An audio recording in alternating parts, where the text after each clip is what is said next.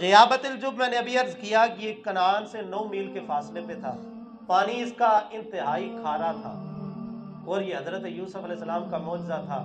है खारा था, लेकिन जो ही अल्लाह का नबी कुएं में गया तो वो खारा कुआं भी मीठा हो गया। तो इस कुएं के किनारे लेके आए, हज़रत यूसुफ अलैहिस्सलातु तस्लीम की कमीज़ उतारी।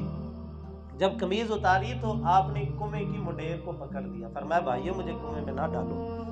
तो उन्होंने हज़रत यूसुफ के हाथ भी बांध दिए। तो हज़रत यूसुफ अलैहिस्सलाम ने जब हाथ भी बांध दिए ना, तो आपने फरमाया ऐसे करो, मुझे कमीज़ तो दे दो, कुएं के अंदर कहीं मुझे अपना जिस्म छुपाने के लिए काम आएगी।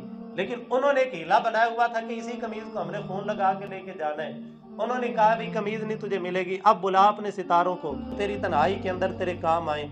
फिर वो ताने देने लगे। अब जनाब यहूदा ने ढोल के अंदर बिठाया और रस्सी के साथ बांध के हज़रत यूसुफ अलैहिस्सलातु तस्लीम को कुएं के अंदर उतारना शुरू किया। जब बिल्कुल कुएं के दरमियान के अंदर पहुंच गए ना हज़रत यूसुफ, तो जनाब यहूदा का इरादा फिर बदल गया। बाप की वो बात ज़हन के अंदर गूंजने लगी कि बाप ने कहा था कि यूसुफ का ख्याल रखना। फिर हाथ रुक गए।